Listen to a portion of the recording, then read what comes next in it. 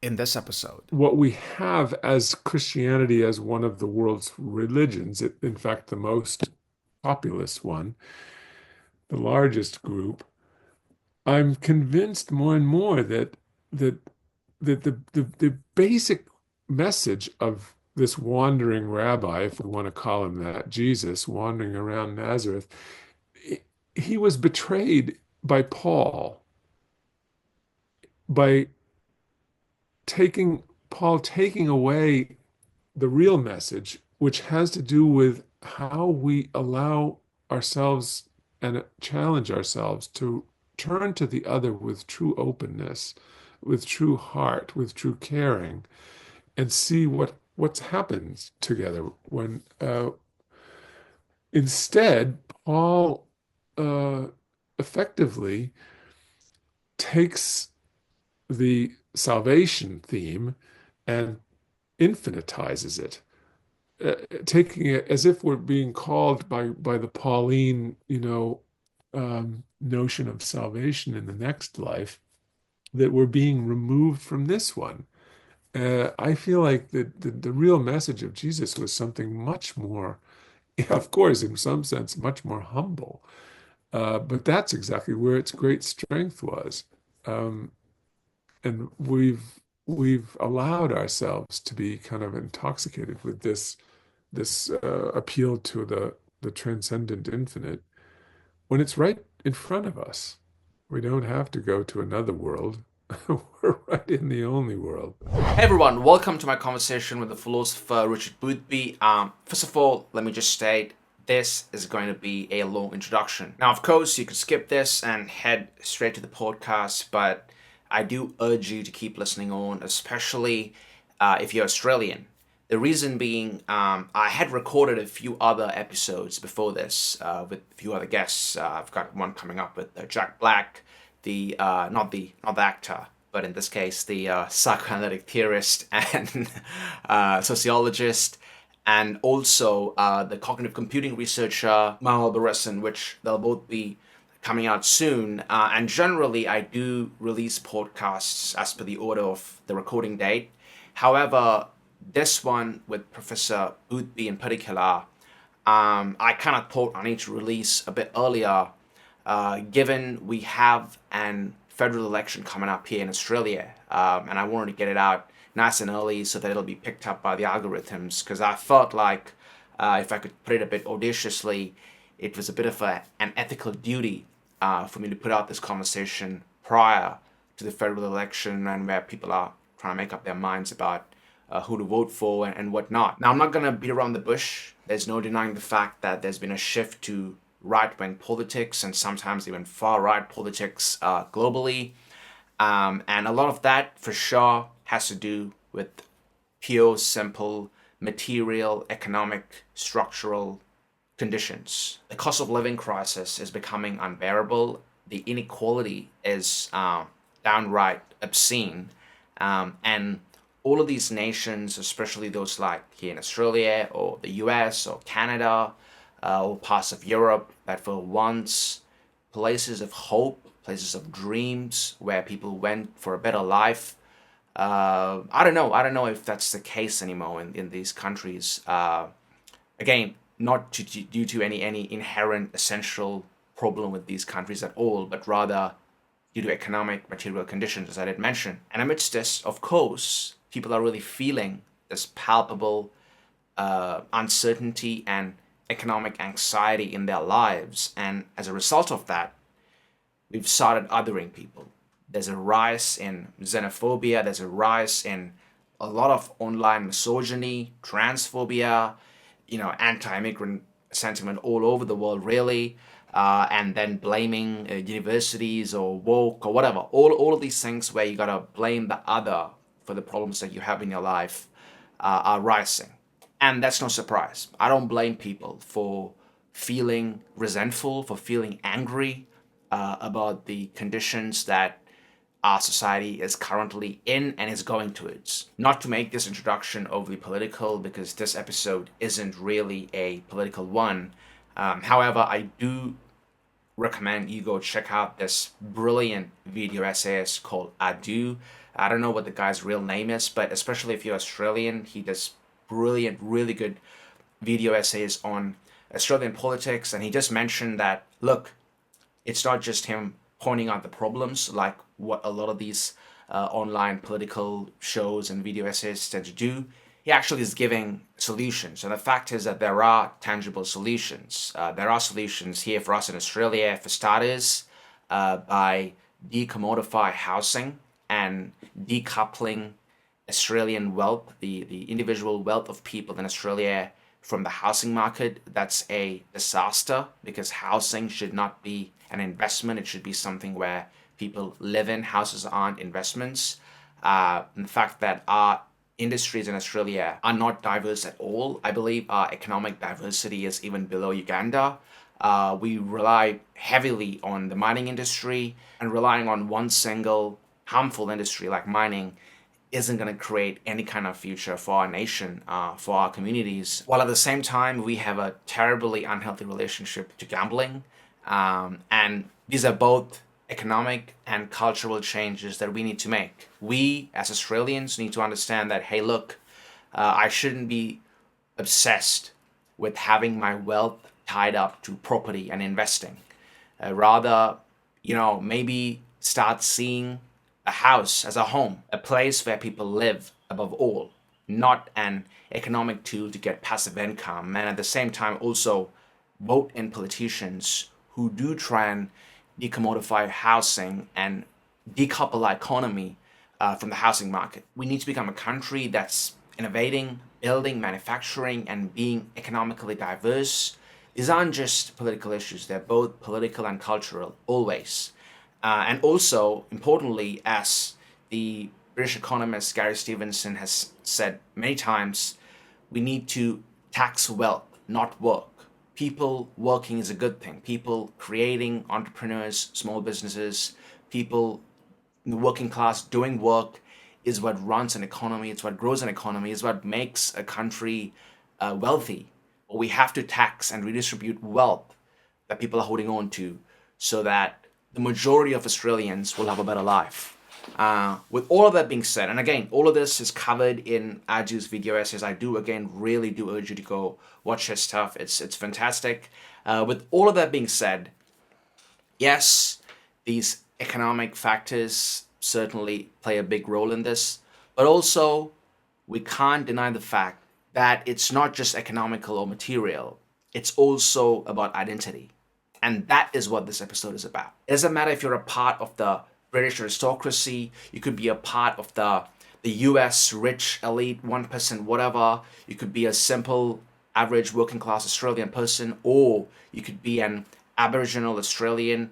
Every human being fundamentally faces this groundlessness of existence, this fundamental struggle with identity.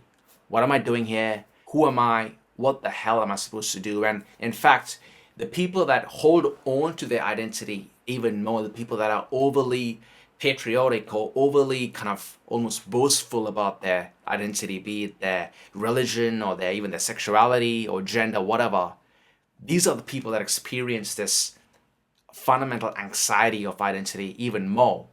Their zealousy, you could say, is a symptom of the fact that deep down, they all experience this groundlessness, this abyss, this void that's universal to all human beings. And here's where I would say I'm a universalist. And no doubt this anxiety translates to politics. Along with the material difficulties, this fundamental, brutal fact of being human is a factor in how people vote and how people form their political views. And I think Professor Boothby, being an existential philosopher, beautifully speaks to this human condition, and also through this one understands why people have the political views that they do. And what we contend, I think, is simple. Your problems, yes, some of them, perhaps most of them, are material problems. They're problems caused by the economic conditions of the society we live in. And they could be solved politically. They could be solved by a change in how we view wealth, how we view economics, how we view politics, and who we vote for, as I did mention already. But at the same time, I think it's also important to understand that this anxiety that we experience, this groundlessness, it's not the fault of trans people. It's not the fault of migrants. It's not the fault of any of these groups we try to otherize and we try to say it's their fault and we try to scapegoat them. It's something that's universal to every human being. And don't get me wrong, I'm not saying you should just live with it. Of course not. In fact, the next step, once you identify this void, or whatever you may call it, this groundlessness, is to realize that your identity is found in relation to the other, in relation to, yes, of course, your immediate family and community and your nation, but also the other that you have no idea who they are, the complete alien, different other that you have nothing in common with. You can still find your identity in relation to these kinds of people, to the person that's just not like you. And I think in this conversation, that's what we fundamentally propose, that we can deal with this groundlessness, this lack of self with other people, not despite of them, not by attacking them or scapegoating them, but with them. And I think no matter what your religion, no matter what your let's call it sexual or gender identity or whatever these identities are, these things at some level don't really matter. What matters above all is your relationship to others. And that's where your identity is found, not what you declare. Okay, now I feel like I'm rambling, but I hope you can see my point here. These issues aren't these abstruse, abstract, philosophical matters, but rather they're deeply material, they're deeply practical, and we see them manifest in our politics. And so when we do make our political decisions, while yes, keep the economic stuff in mind, also keep this broader existential question in mind, or this existential, let's call it, issue in mind as to how we choose our political parties and who we vote for.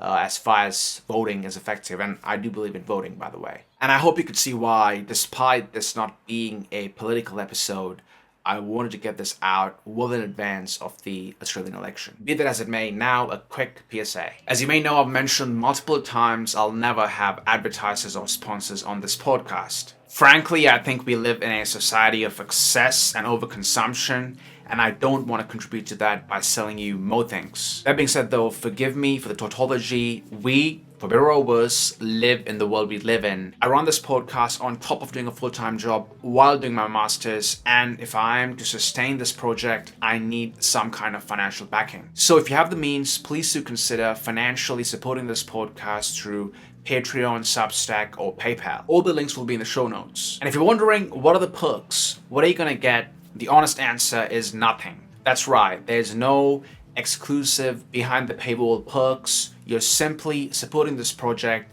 if you think the already free content that's publicly available is of any value to you. I sincerely do want to thank the existing supporters on Patreon, Substack, and even PayPal.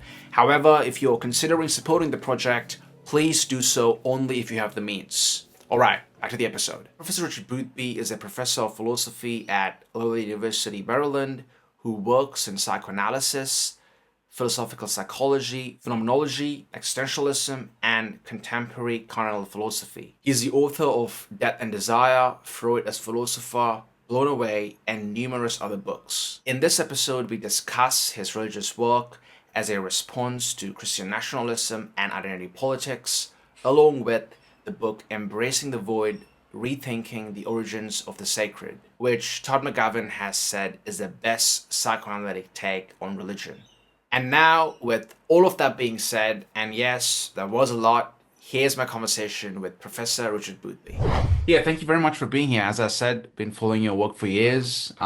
Came across you a couple of years ago through Todd McGowan, and then started listening to your interviews. And then, as I was preparing for this, I was rereading your book, Embracing the Void. And then as I emailed you, I realized, look, you've already done some pretty good theoretical, like technical interviews with people who are way more qualified than I am. And I thought, might as well do a bit of a cultural, have a bit of a cultural conversation, which with what's going on right now in the world, so to speak. And that's this, I want to kind of perhaps present your reading of religion and Christianity as almost a juxtaposition with what we see kind of the Christian nationalism or the evangelical Christianity and whatnot. And yeah, well, we'll see where we go from here. But firstly, at a very general level, Professor, yeah, look, I mean, I guess professionally or academically, you're not a theologian, nor are you really let's say, a person who explicitly does religious studies or research in that regard. However, I'm curious, what made you write a book on religion? I'm not sure if Embracing the Void is your first one, specifically on religion, but why did you think that that's a topic that requires theorizing and thinking about, and all the way to writing a book about? The honest answer to that is it really had nothing to do with my scholarly background or even something of an intellectual project. It was a personal event that got me going with this. 18 years ago, my then 23-year-old son um, reached the limit of despair over a heroin addiction. And he had struggled for, oh man, at least 8 years, maybe closer to 10 years with this affliction, various drug involvements that were really uh, ways for him to control really terrible anxiety, which he started with when he first went to high school. And by the time he got to be 23, he was very severely addicted, in spite of my wife and I putting him into a very effective drug treatment program where he temporarily really got free of drugs. But he couldn't stay clean, and uh, in his despair over his drug addiction, he finally shot himself to death. This was 3 years, 3.5 years after he and his girlfriend had a child, um, a young man who's just now graduating from college, my grandson, Jackson. So that's the way this whole thing started. It really was my own being shattered by grief.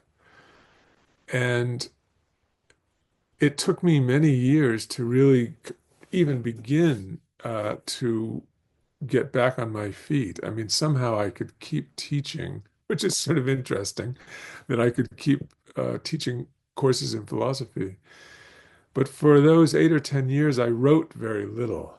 I was just sort of absorbing this sort of personal disaster and this personal, experience of loss and of death and loss, which really was shattering. Yeah, it's interesting, the kind of philosophy you do, kind of like phenomenology, existentialism. It's a bit hard to kind of like, I don't know, would you say when, if you could like reflect on your former self in some sense, like when there's that sort of trauma, that you use your work as almost a defense mechanism, uh, in a way repressing that trauma or to like avoid facing that trauma? Would you have found it even harder again, given the kind of work you do, which is philosophy that does, in certain points, confront, these issues of life and death and being towards death, in the Heideggerian sense, or like despair and all of this? That's a good question. I think basically my background in philosophy and phenomenology, and also very much my background in psychoanalytic studies, as I had read a great deal about psychological extremity, and either from an existential point of view or from a phenomenological or psychoanalytic point of view, I was already in the abstract familiar with some of what was happening to me now in brute reality. So I think that was a saving grace for me, actually. I could even as I was really emotionally wrecked by my son's death, uh, I became I was I would say, bolstered up. I was held up and supported by being able to pose certain questions and follow a kind of an attempt to answer those questions. That actually was quite a saving power for me, even when I couldn't yet come up with real answers. It made me feel like there were a lot of other people who had been down dark paths before, existentialists and so on, that really faced death and suffering and loss. And I sort of felt, I think, a kind of kindred spirit with many of those people. The existential tradition offers plenty of them. And so that was actually, I think, somewhat, supportive for me. I began to try to come to terms intellectually with what had happened to me so disastrously in the domain of emotion. Yeah, yeah. Yeah, I mean, it's interesting because obviously, Professor, like not not most people, I assume would go through something as traumatic and as difficult as what you went through, like losing a child, right? I mean, but at the same time, I don't know, like for example, I know that you recently had a conversation with the negative psychoanalyst Julie Reich, and when I spoke to her, she kind of made this point that it seems like in our culture, so we have people who we would say not really, people that not people in the psychoanalysis community, but you would have people who say, okay, you have positive emotions, you experience the world in like in a positive sense, but then you also have negative emotions. And then her point was, well, in some sense, I think she calls it pessimistic realism or something, or there's a certain term she uses where it's like, what if it's the person who is melancholic or experiences the world with these more, yeah, negatively oriented emotions? What if they see the reality of existence in some sense, instead of, and I think there's a term for it. I forget the term she uses. Uh, so I'm curious, like, you speak of like despair and like angst also in the book, angst, and then the void. Uh, Ultimately for you does, I mean, you do even say, in fact, I remember the line from your book that all of being revolves around an impregnable void. Would you say in some sense that's your Weltanschauung, and like this is kind of how you see all of our being to be explained through this fundamental, let's call it ontological void? Wow, that's a lot to take on. That's where you laid out a lot of things.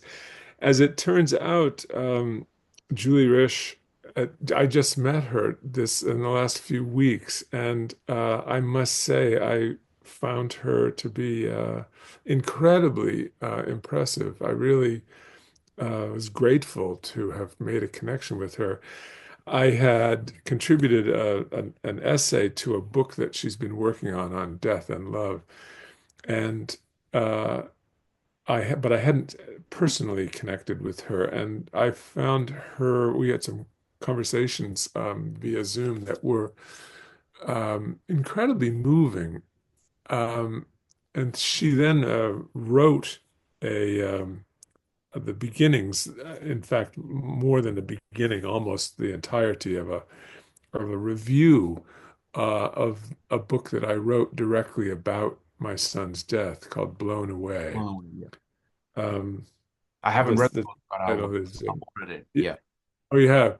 She read it too, and she wrote a review for it that she wants to put a few more finishing touches on it. But it was an extraordinary review. I felt so grateful and just kind of awed by her capacity to enter this space. And you're right in what you just were saying, that the big lesson for me of my own personal loss was about how how human beings can and have to at some point in life cope with loss and find meaning in and through loss.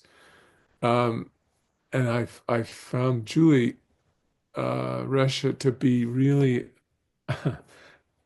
a kind of a genius. She lives it. She's amazing in that respect. Her capacity to enter that space of a kind of empty and a rather terrifying um, existential position.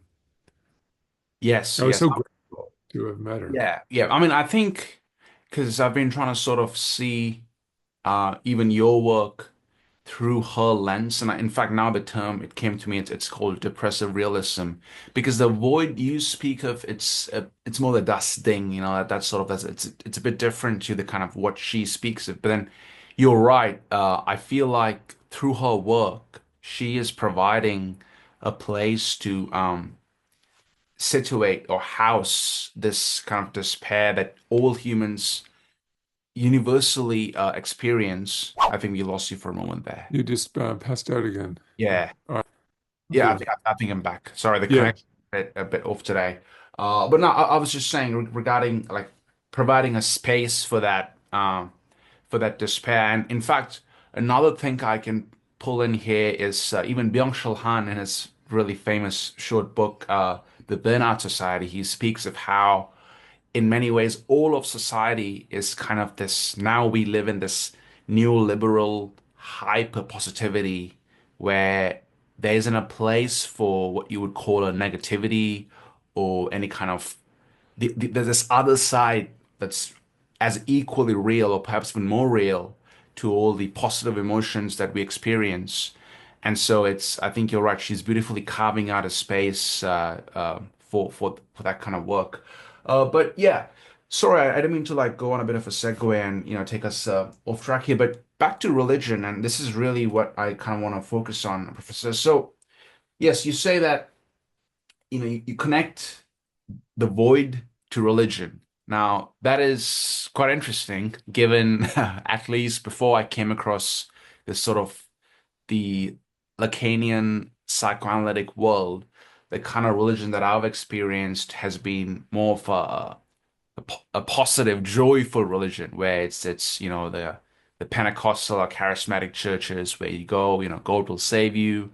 People are singing songs and or hymns, so it's almost like a celebration of God.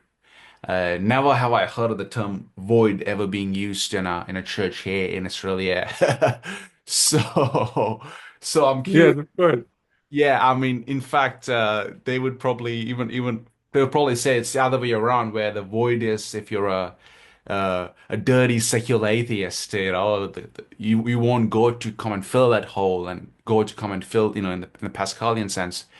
But I'm curious, so what's this again to a person who has no idea about any of the psychoanalytic theory or the philosophy, none of that. Just when you introduce this void into speaking of religion, what's the relationship you make between the two? I think, yeah, that's another great question. It leads me, I think, to the main point. What I experienced in the loss of my son was both the worst thing that ever happened to me, but I would have to say it was also one of the most, I guess it was the most valuable thing that ever happened to me. And what I mean by that is that I was forced really to realize that my initial immense pain and sadness and sense of loss was even the very emotional, force of those negative feelings. They were actually less a matter. This is going to sound very strange, but I think it's accurate to what I experienced. Those terrible feelings were less simply what the loss had forced upon me than than a position I wanted to adopt, as if I was paying for it, as if I was making up for my own weaknesses and my own failures. And, it took some years for me to realize this, but I realized that my son himself as a person and the relationship that we had, that was the important thing.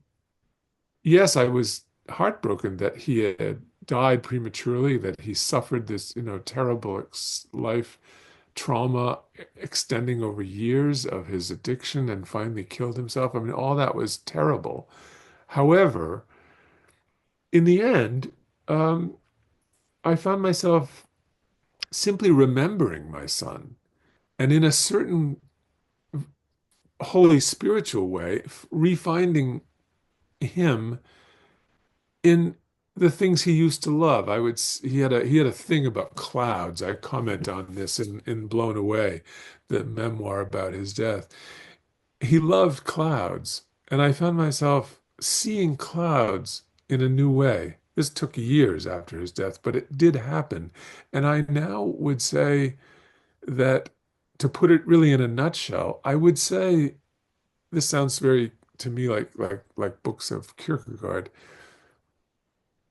It was going down into the depths of loss and agony that I actually found myself renewed in my sense of the beauty of nature, the infinite sort of value of other people, and the experiences that we can have with other people in various ways, and just the sort of magic of being alive.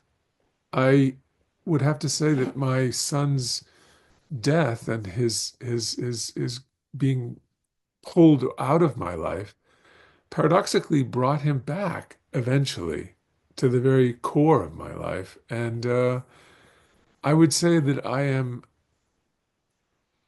to use the word happy, it sounds almost obscene, but I would say his loss led to his kind of a very rich and moving return in a very strange way, that I felt like I would look through his eyes at the world, and he kind of rejuvenated and re-enlivened me. Um, and it made me realize a lot of very fundamental things about the religious posture, that that it made me realize that religion does start with suffering, and it has to pass through a kind of desperate feeling uh, in which we are deeply pained by existence. And but on the other side of that, it's very possible, and I feel like I've experienced it, to come to the other side and you find everything in life is infinitely more precious, infinitely more speaking, infinitely more beautiful, and infinitely valuable. Uh, as if the real path to love uh, and beauty and the core of life requires us to pass through some terrible darkness. Yeah, yeah.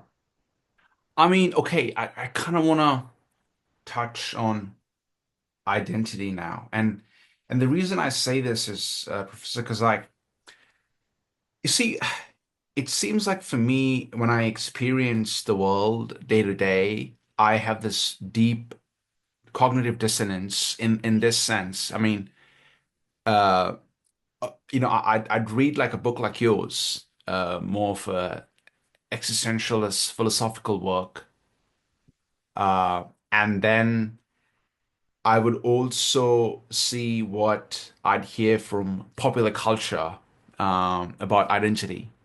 And then to connect this to religion, I would say a lot of people say I identify as a Christian, or people that kind of let's say become more political. They would say, uh, yeah, I'm a Christian, an Australian Christian, or even though Australia is quite secular. But the same way your nation is an identity for some of us, their religion is also an identity. So that this is probably where you see nationalism and someone's religion being connected, or there's this like almost like interesting relationship between both of them.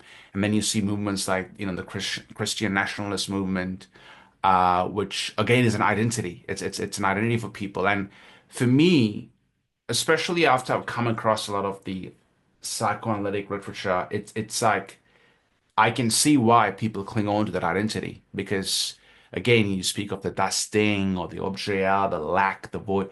These things we need a way for us to deal with these things. And even in the book, you do speak about how, like, a lot of these identities people cling on to are symptomatic of this fundamental core of being, this void.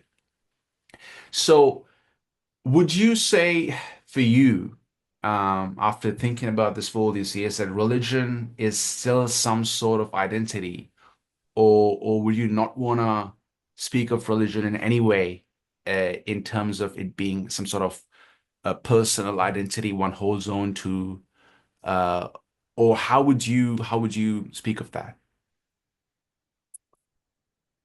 Well, I maybe I'll risk making a really dangerous statement about that.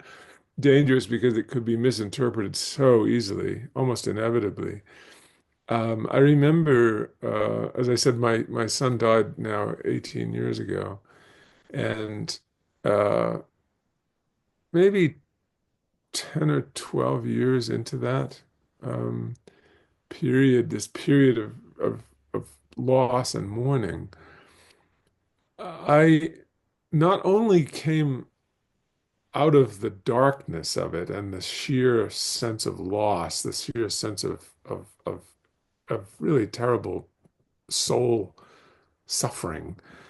I kind of came out of that the way the clouds can kind of part and the sun comes back through again. Nothing that I did exactly, but something that's happened to me, something that was done to me by life itself. And I began to see the things differently.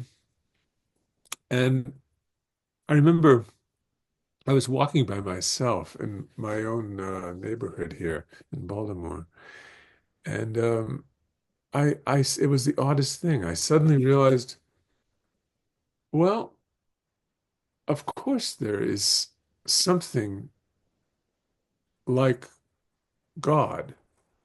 This is what's so difficult, is I wasn't saying, oh, I've become a Christian or I've become a Mormon or I've become Jewish or I've become a Catholic. Nothing of that sort. It was sort of a very subtle but very decisive realization that there is a kind of infinite value and infinite something that we infinitely share with being, where we're part of something bigger. And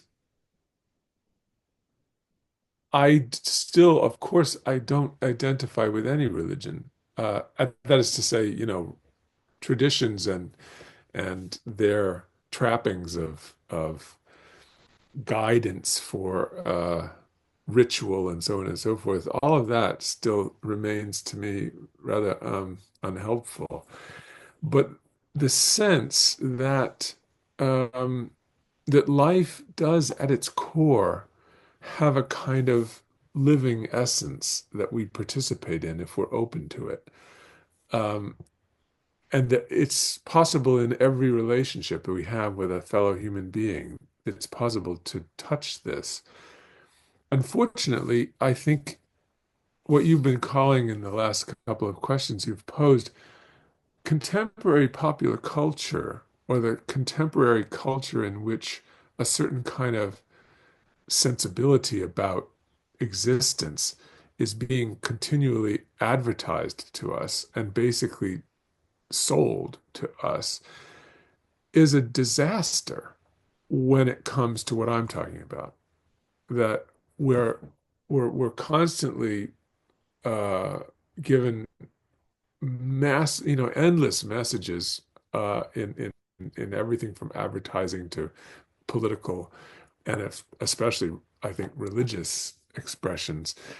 We're kind of asked to embrace this kind of uh, payoff if we only have the right faith, or we only have we're in the right clan, we're in the right church, that we're going to be kind of like we're going to be saved. And what I think I've learned, at least for myself, is that to be saved is the path to feeling saved is the path to realizing that you're part of something that is, yeah, infinitely beyond us. We don't understand it. It's the heart of nature. It's the heart of being and time. And and I think it's less likely to these days to encounter it in a church than it is out in the woods. In that sense, maybe I'm kind of joining Thoreau and Emerson or something. I'm much more open to the experience of nature, and of course the experience of one another, our fellow human beings. Absolutely. Uh, Yeah. I mean, I have a lot of questions on this question of the other and the neighbor. We'll get there for sure. But I just want to make this point a bit of a tangent again. Yeah, I love the one reason I love, your work for sure, but also even Todd McGowan's excellent book on Hegel, The Emancipation After Hegel, is uh, that, it's really interesting, right? Like almost a caricature of, let's call it leftism, is this like oh, there are, this infinite identities. It's sold to us, at least by popular culture, as being like a very particularist, hyper individualistic kind of worldview, where you have this gender, that gender, or we have it's a very pluralistic kind of society they're trying to build.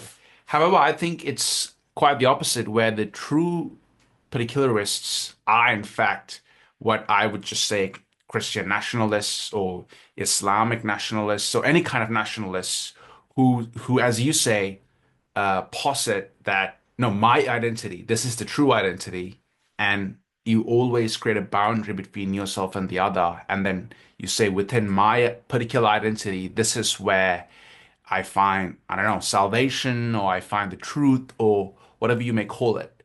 Whereas the kind of the in my view, the authentic, the true leftist universalism that I see a lot in your work, even though I know you're not an overtly political philosopher, but still I see the politics that kind of, let's call it, is comes out of it in many ways. Is that, yeah, there is something, there is a, I don't know, we can't really say what it is for sure, but there is something that is fundamentally universal to all human beings, all cultures. And you even make this point in Embracing the Void, where you say, look, this is not going to be an exegesis of some kind of comparing all worldly religions. It's not you even point out the point that like Homer makes, that's a useless thing to do. You can't just compare religions and try to find the no. best out of. Whereas you speak to this fundamental, this, let's call it the unknowing, that lies at the core of reality, and that is regardless of which culture you're a part of, where you come from. And this is, I find this to be so true. I mean, I'm a migrant to Australia, so obviously I moved here when I was younger from Sri Lanka, and it's, I guess now you can't say this anymore, but at least in the past, it was a non-Western culture. However, these themes of like unknowing, the void, and then more than that, how people respond to the void, how people react to the void by clinging on to some kind of nationalism, or at its in its worst case, some sort of fascist kind of movement, is is a way we try to avoid facing it, avoid embracing it, as you would say in your book. Yeah. And I just think that that's certainly, yeah, I don't know if you want to comment on that, but I think it's a beautiful kind of project that you and your fellow travelers are engaged in, this universalist project. Yes, and yes, you're right to say that I'm joining a crowd of other people who have discovered this way before I was born. That identity is actually a false promise. I don't think I'm ever going to waste any more time over my identity. I I concur. don't think I, I don't think I have one. In fact, I think that the obsession of contemporary popular culture, at least in my culture in the United States, identity is the goal, is the holy grail for everyone, and I find myself just completely disinterested in it. Like I don't even know anymore what we're talking about, other than something about oneself that you can feel proud of. Uh, that also seems foreign to me. I I guess I'm so these days. I'm an old man now, I'm 70 years old now. And I I think like many people who get old enough, things drop into a much more grounded and I think authentic perspective. And I must say, identity seems to me to be worse than a waste of time.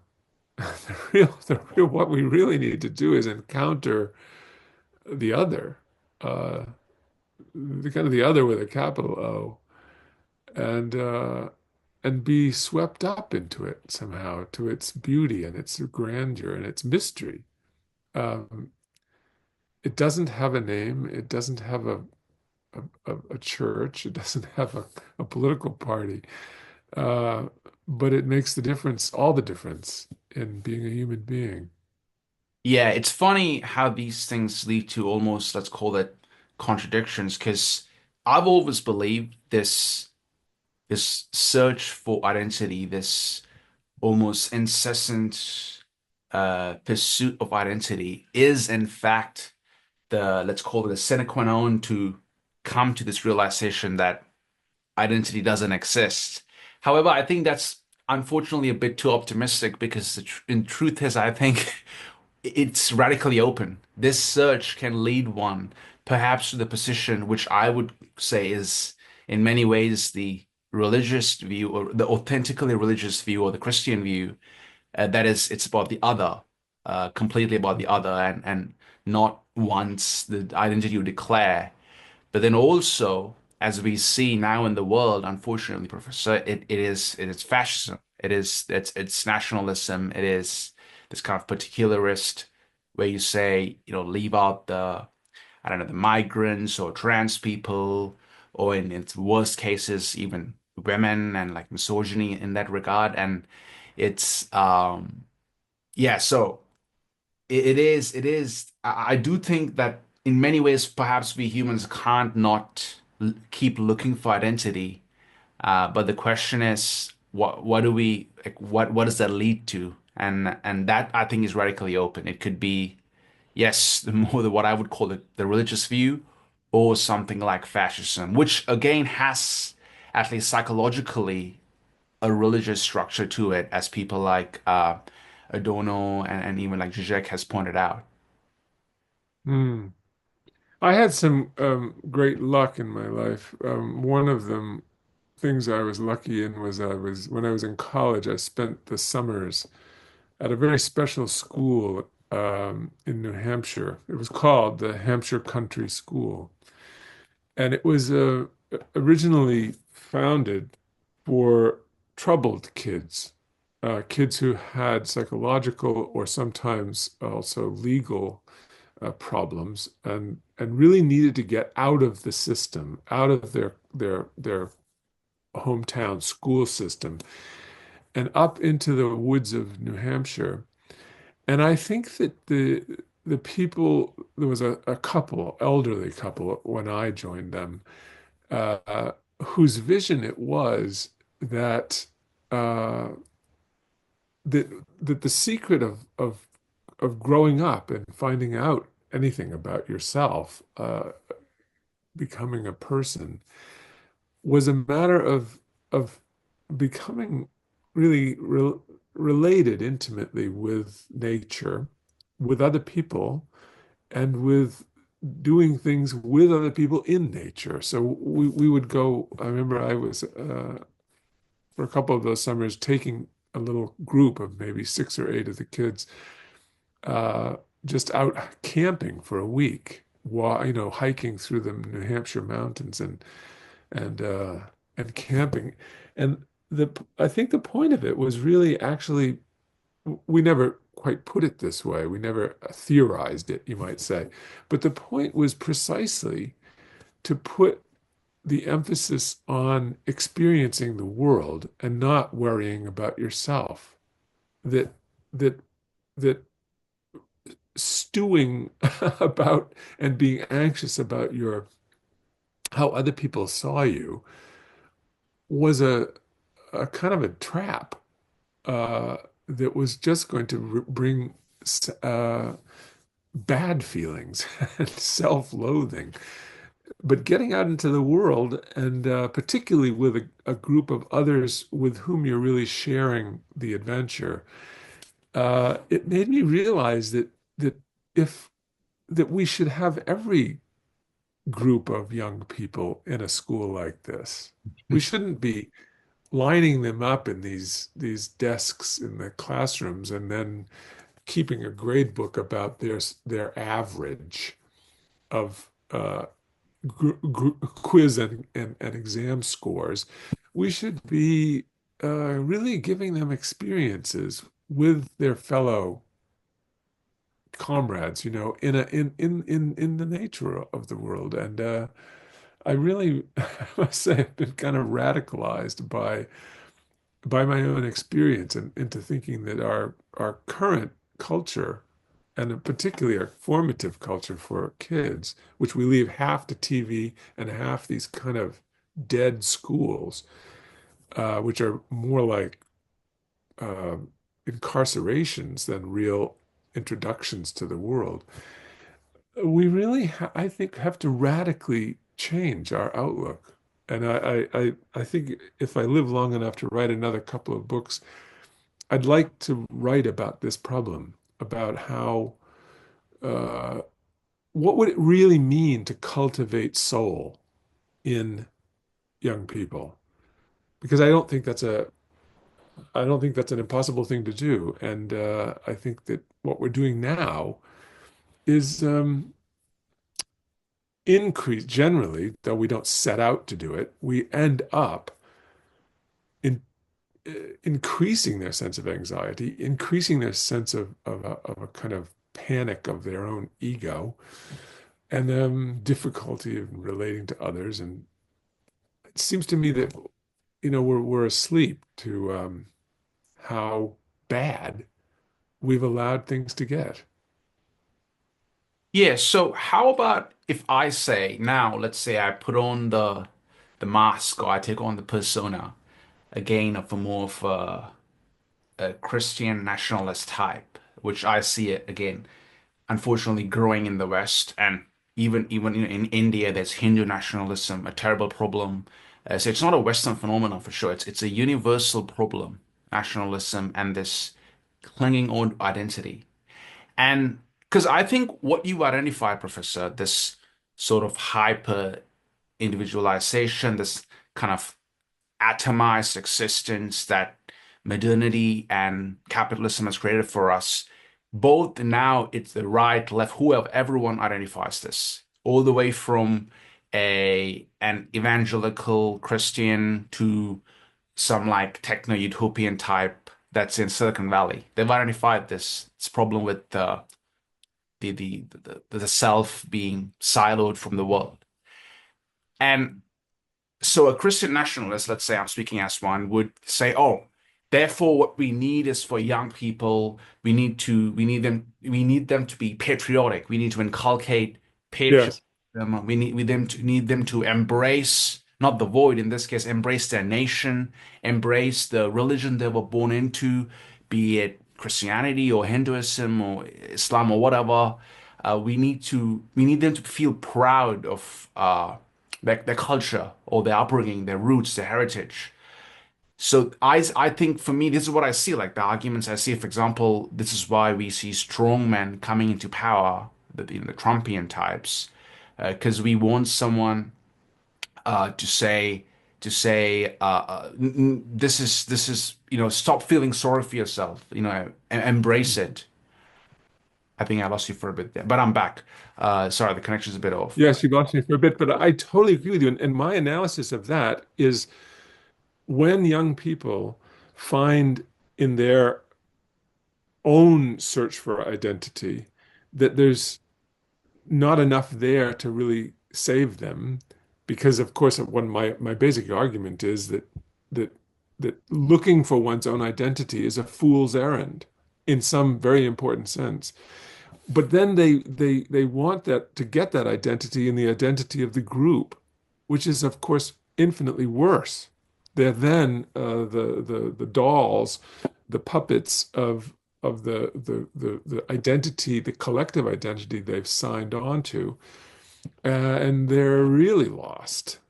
What we need, I think, is to reverse a lot of this, the contemporary conception of personal identity, and really we need to see things differently. I think that the East, the Asian countries and their traditions strike me as much closer uh, to, especially, Zen Buddhism is an especially promising kind of example of this. But to have the idea that if that by ourselves we're nothing, and we should, that's what we are actually. I think that the existentialists who kind of almost challenged us with this idea, they're still correct that we are in a way a kind of void. To be a person is to be, in a sense, a void. But that's also its fantastic strength and richness. The void, into the void one can have this appreciation of the beauty of nature and the preciousness of our fellow human beings when we really interact with them. Um, the trouble is we get caught up in these efforts to try to define ourselves and be part of some group that reinforces all of that. Indeed, indeed. And you make a really good point, this where we look for that identity in the group. And Paul Tillich, from all people, I think made this point early on in the rise of Nazi Germany, before even it became what it was.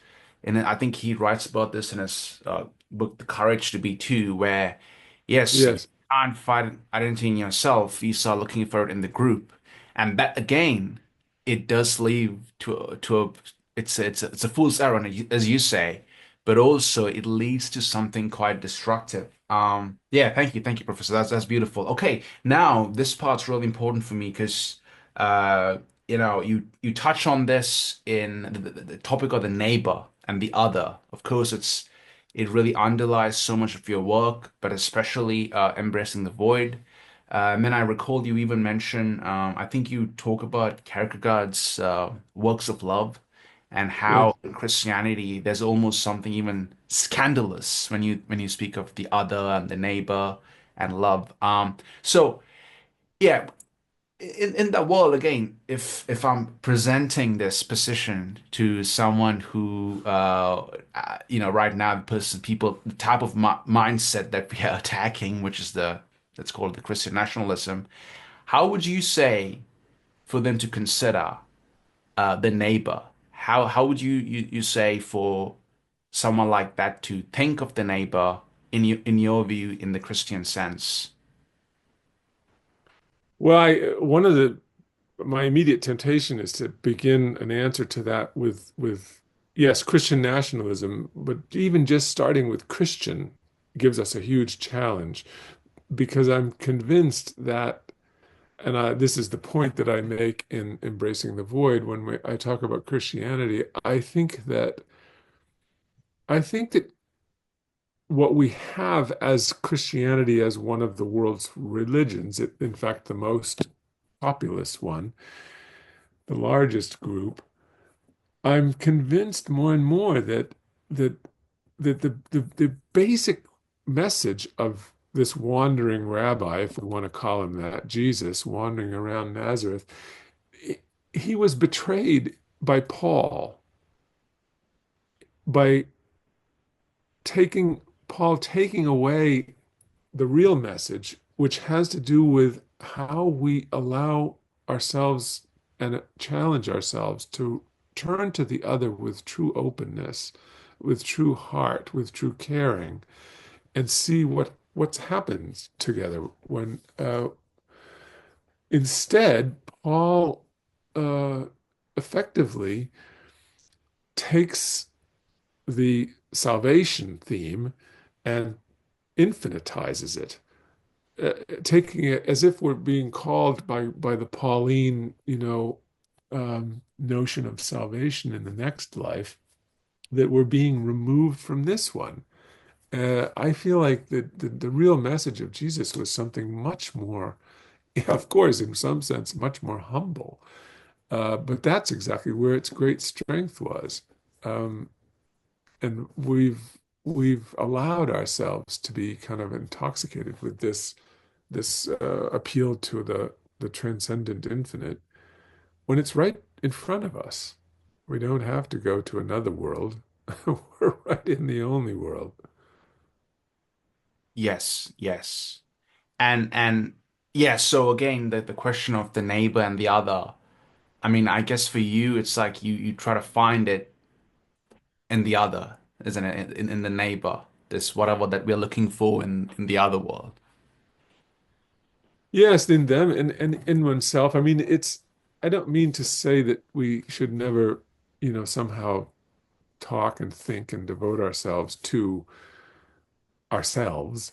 Of course, there's a way in which we are right to seek to become more truly ourself. But the problem, and I think I'm glad to hear you also talk about it this way, that the demand of the identity culture, I think, is a real a false promise, and even worse than that, it's a kind of road to ruin. What it takes to actually be oneself, ironically or deeply paradoxically, is to be in relation with another and others. It's to find ourselves in a world where we can recognize its beauty uh, and its challenges, um, and not become obsessed with anxiety over our identity. Yeah, I agree. I mean, it's funny, like, so in Australia, we're going to be having our federal election in May. So recently, you see like a lot of people, it's not, thank God, as as obscene as in the US, kind of the political campaigning here. It's no offense to your nation, I but envy you. yeah, it's certainly not at that level. It's however, of course, there is still a bit of campaigning and more from the again, I'd say the right wing parties. They're saying I've even seen now people go to the extent of saying just recently I saw a friend of mine who is more in so our Liberal Party is our right wing party, saying that Australia is a Christian nation. But then, and this again goes back to my uh, cognitive dissonance. What I mean by this is because, first of all, just empirically, what I experience, I don't see this as being a Christian nation. In fact, Australia, like the US, is a multicultural nation. That's really fundamentally what we are. It's this mix of mix of Yes. difference, pluralism. Yes, there certainly are Christians, but there are also, other faiths. And then my other question, of course, my struggle here is like I don't, as much as I still would say I'm some kind of a Christian, but at least that's a religion that I'm most familiar with or most intimate with. However, I certainly wouldn't even want to live in a Christian nation because, as you point out, it's you find the this transcendental aspect of existence, so this what we are looking for in the God or the divine. You find it in the other, in difference. And if I lived in a completely unipolar or a kind of a culture of sameness, life would, for me, it would lose so much of richness and substance, and it would be frankly rather boring. If Australia truly was a Christian nation, I probably wouldn't want to live here. Because what I love about this country is the difference, the multiculturalism, and this again is why uh, I don't know. As much as I love theory and philosophy these days, I'm trying to put forward more of a political message through these conversations as to, yeah, consider this when you speak of migrants or trans people or all these communities we're trying to otherize in our contemporary political dialogue. Hmm. Well, we have I mean even I'm looking around in your own library there and um, uh, seeing a lot of familiar books actually. Yeah. Um, you know, reading the right thing can be such a deliverance, such an enrichment of the soul. Um, but we really have to rethink a lot of things that we've known for years are problems. The whole consumerist mentality that we have to buy the right thing, whether it's clothing or music machines or iPhones or whatever it is. We need it's the old story of consumption and commercial uh, marketing and so on that in so many ways we have to get back to some very simple things. Um, and of course, as we also know, online exchange and media has become the giant pump that fills our souls with all of this rubbish, this kind of longing for having the right thing that will make everything meaningful.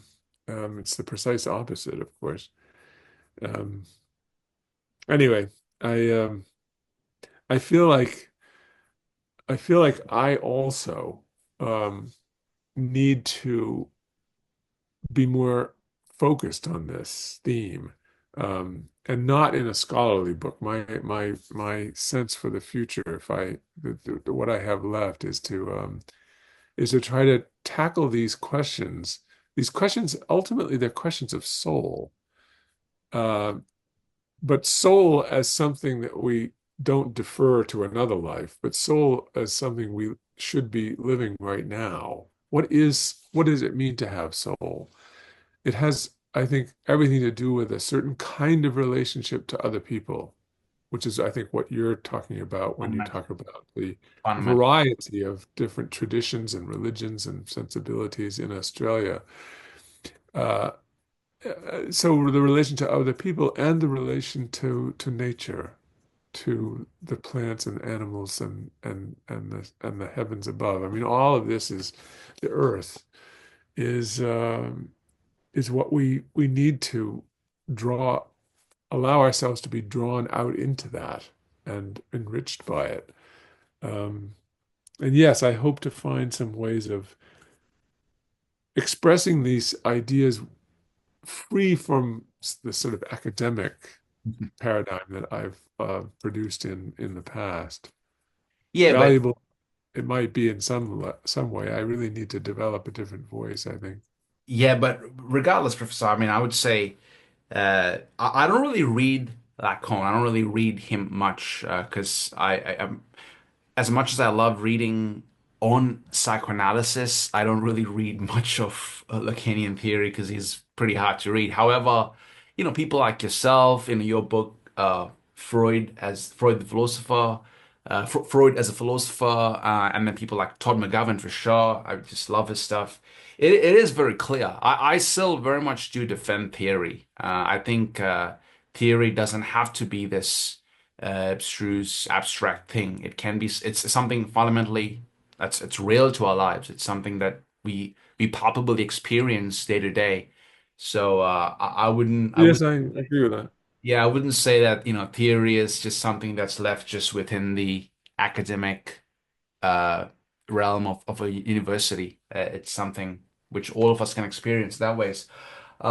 Beautiful. All right. So I think we've spoken a lot about the other. However, two other big things to introduce in Embracing the Void, which again I loved reading about, was the notion of mystery and unknowing.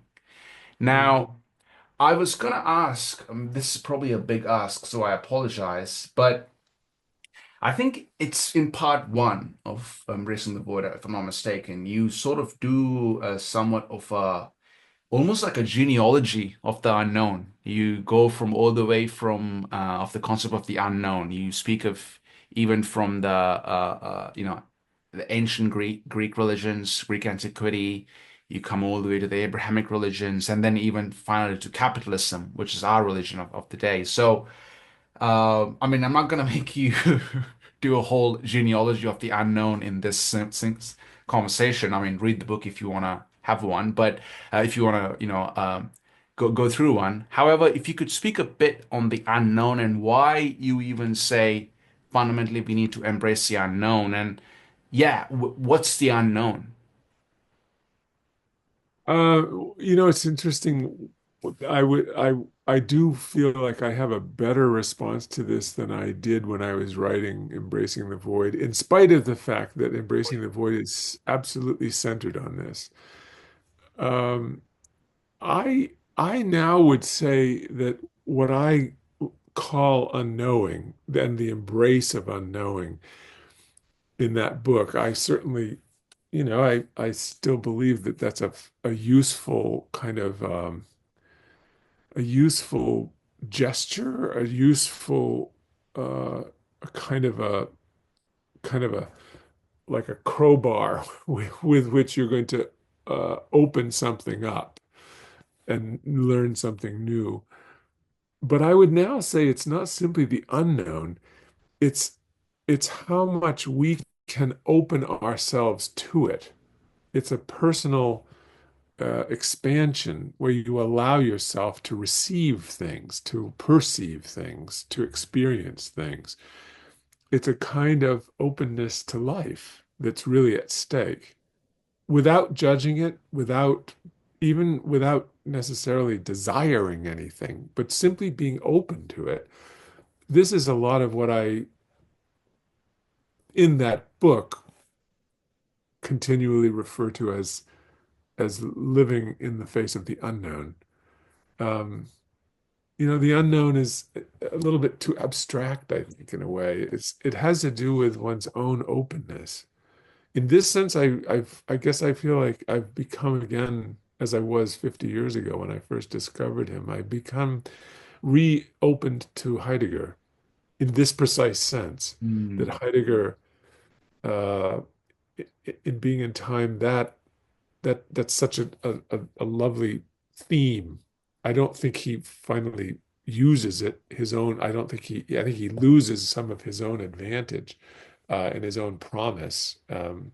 Many people have pointed that out, but I still feel like that notion of the clearing in which one allows oneself to be, participant in the clearing into which something unexpected will show itself. Uh, that's in a way the whole game. And um, I feel like that's where we have an infinite task to learn. And the greatest thing of all is that it's infinitely simple. If one really kind of realizes what's at stake, it's just an opening of one's own eyes, opening of one's own heart. Yeah. I mean, it's funny, when I was reading Embracing the Void and when you were talking on the unknown, obviously for me, because I'm some sort of obsessional neurotic, I think of unknowing still in like a very empirical sense, in the sense that, okay, there's all these knowledge that I need to acquire.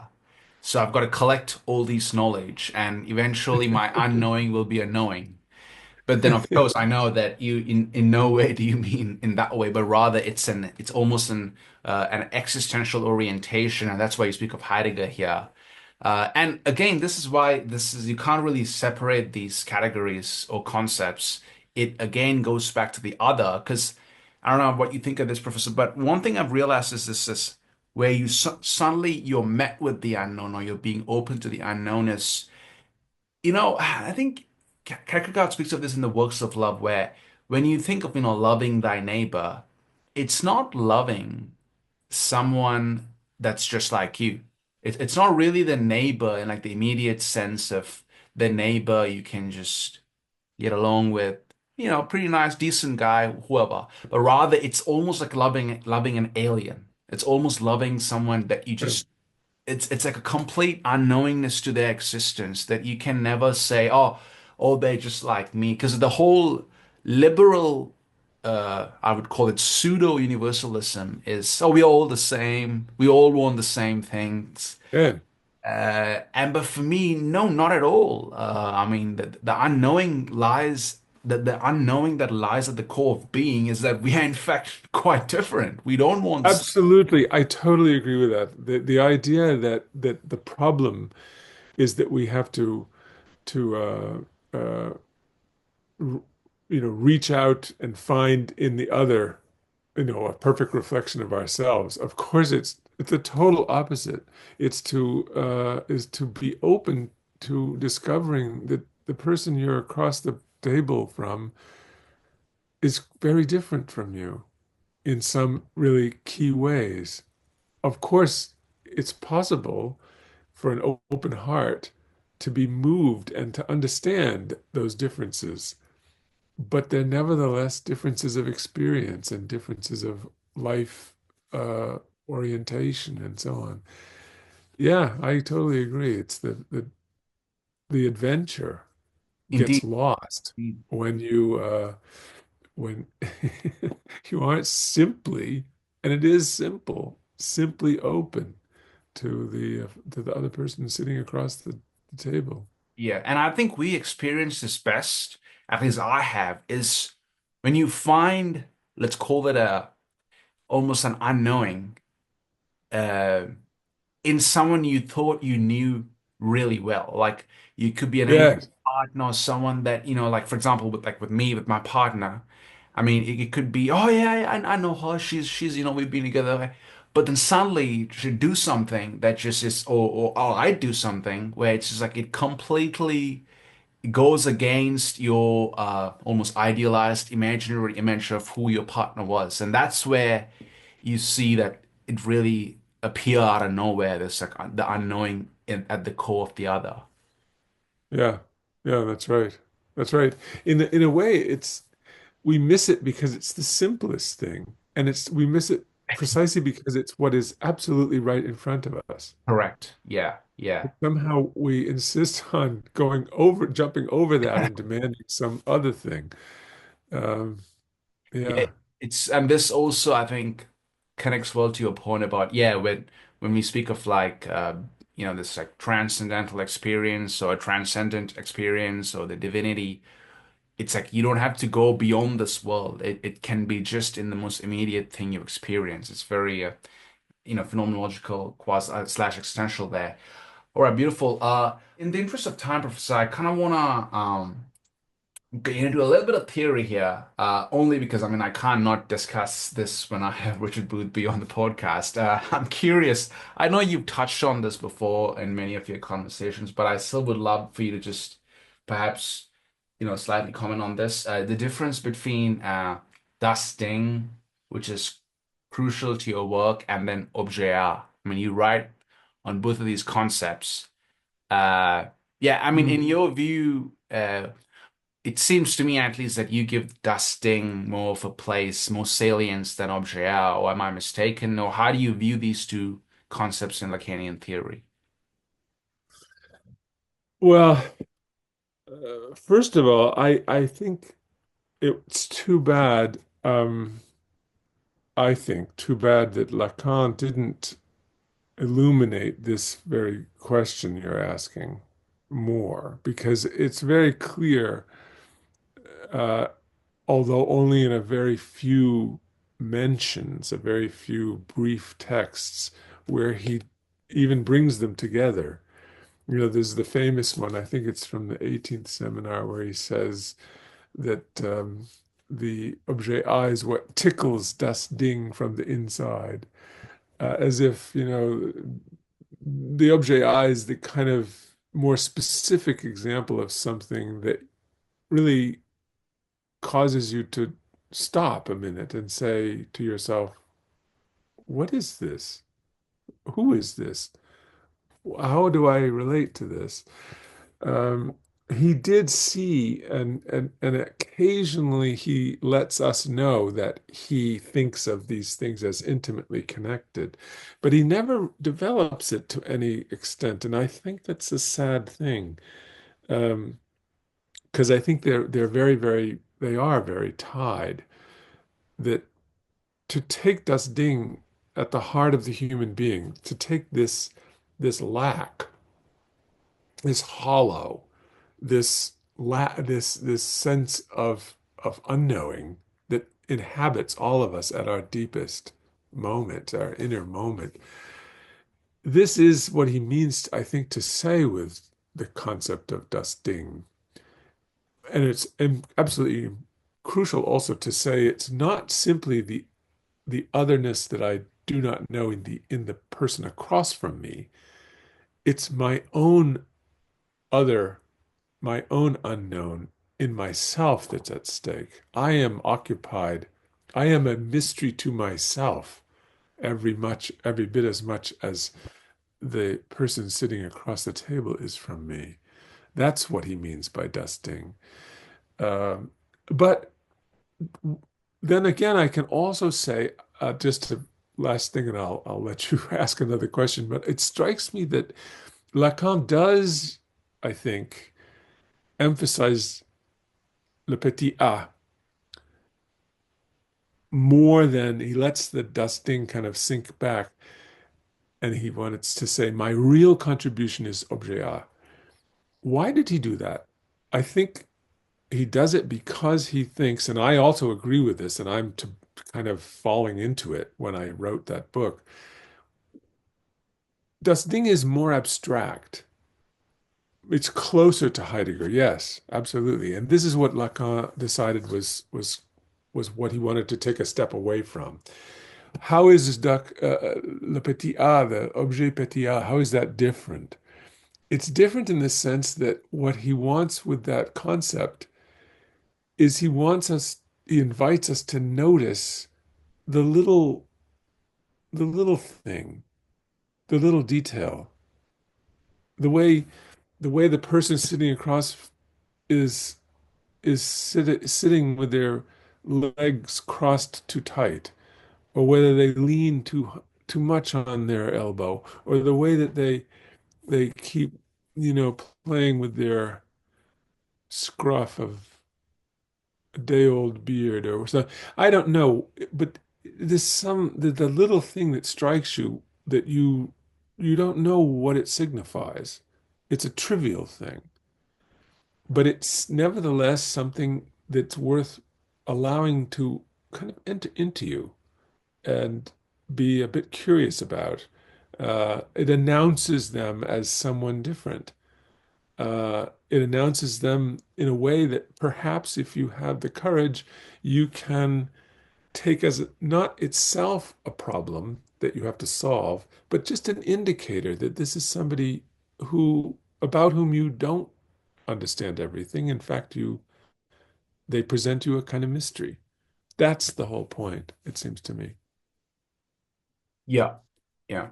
Yeah, I mean, also, I think you mentioned this notion of like there's someone there, it kind of announces it to you where you write about, yeah, imagine you're taking a walk in nature somewhere, and then you hear maybe a twig, snap, or like some leaves rustle or whatever, and then you suddenly realize there's someone there, and how immediately that just changes your almost your phenomenological, your mode of being the moment you realize that there's something else that's not me.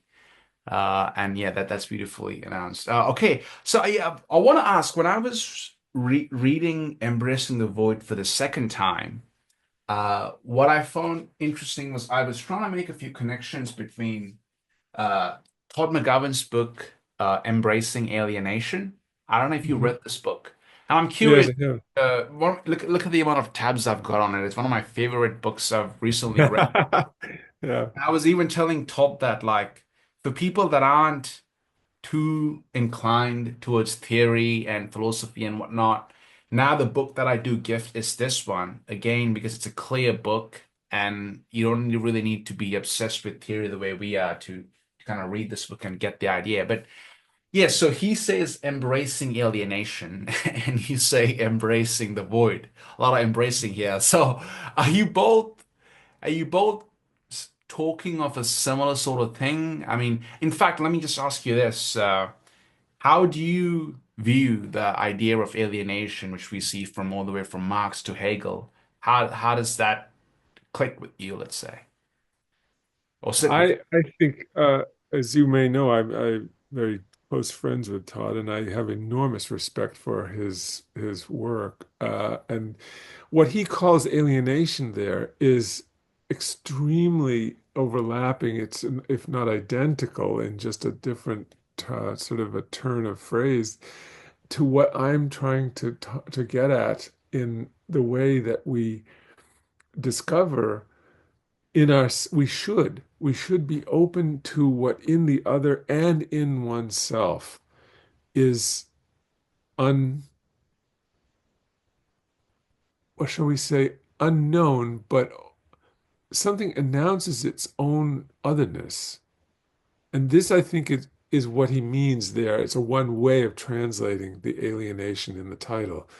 That alienation is the experience of not having things wrapped up, not having things neatly understood, but rather the awkward moment when you realize I don't really know this about myself or about my friend.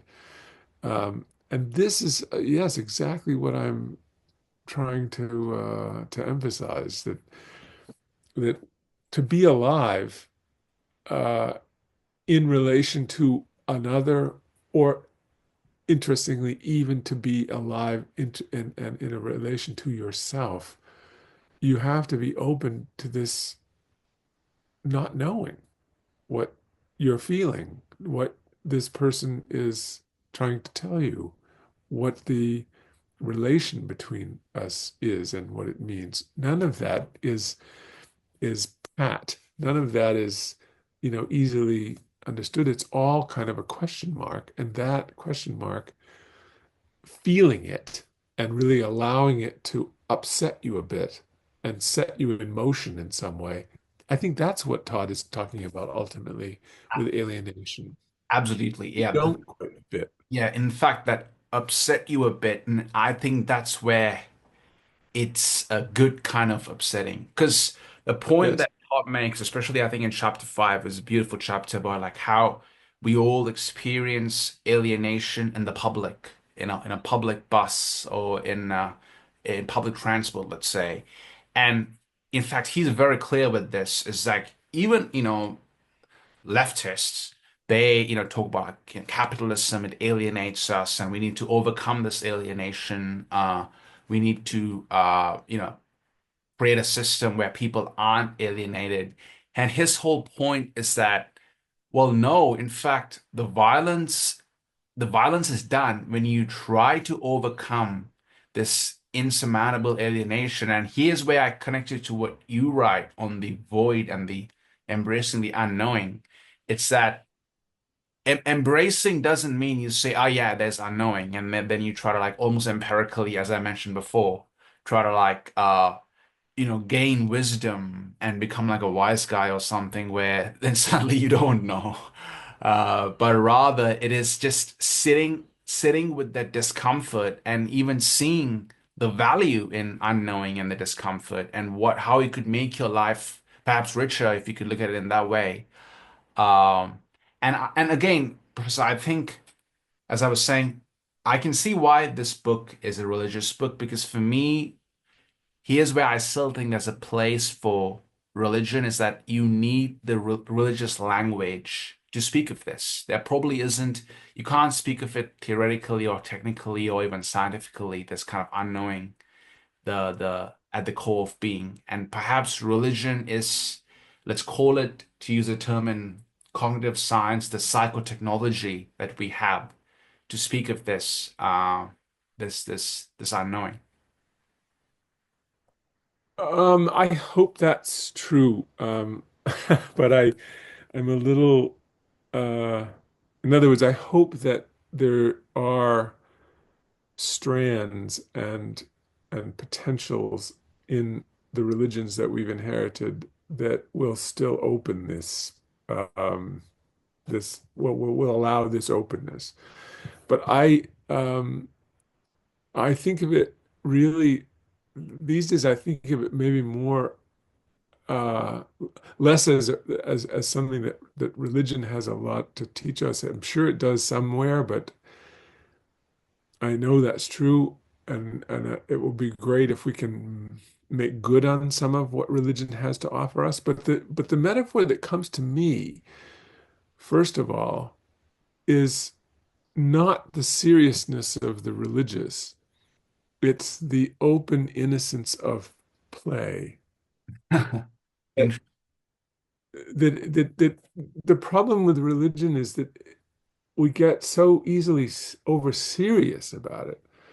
I don't mean to simply dismiss serious things, but but especially in our relations with others and our relation with ourselves, I think we need an emphasis, a new legitimizing of the playful, the occasional, the small, the poetry with a small p, it's the enjoyment of the simple and everyday moments that just strike us. We don't know why. And we can sit with them a bit and drink them in and let them affect us.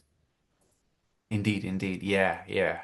Yeah, I wonder if Jesus ever said a joke, like in the Bible. Is there a place where he ever made a joke? I mean, I guess in Buddhism, there's what's the laughing Buddha, who, Yes, right, right. is, The I'm sure tradition in Buddhism is much better on that score. Yes, I think that's you're right. right. Buddhism, it has a place for play. There are some certain, let's call it variants of it, which, yeah, Professor, this has been great. Thank you so much for your time. And yeah, I'm sorry if I'm embarrassing you here, but like, apart from being a brilliant philosopher, you're just a beautiful person. So thank you so much for your time. I really appreciate this.